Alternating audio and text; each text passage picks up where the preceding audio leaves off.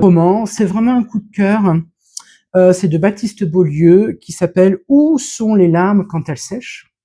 Alors édité en poche chez l'Iconoclaste. Là c'est Jean. Alors Jean est un médecin, un urgentiste. Voilà, donc ça commence dans un hôpital, un urgentiste.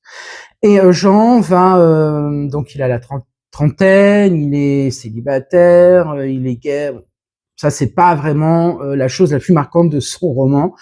Et Jean, médecin, va se raconter de l'urgentiste qu'il était. Il va reprendre ce que ras-le-bol, ou il y a un événement qui se passe qui vraiment le choque, et il va automatiquement changer de lieu, et il va reprendre un cabinet d'un médecin qui part en retraite.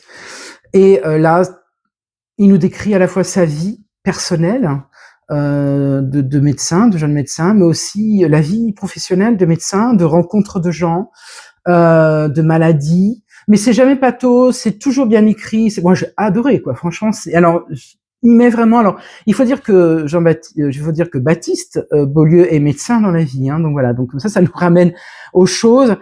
Et il décrit vraiment son métier. Alors Jean est quelqu'un d'à la fois solitaire parce que les conditions l'obligent, et il y a un peu d'égratignure comme à chacun d'entre nous. Et Jean est capable d'ouvrir la salle d'attente et de faire rire les gens qui sont là en train d'attendre, en train de se poser des questions sur l'éventuelle maladie qui couvrent. Voilà. Et Baptiste parle toujours, Baptiste Beaulieu, l'écrivain, décrit comme ça une vie. Alors, il faut le lire, quoi. C'est une vie de médecin, médecin de ville. Alors, ça aurait pu être un médecin de campagne, ce serait autrement. Voilà.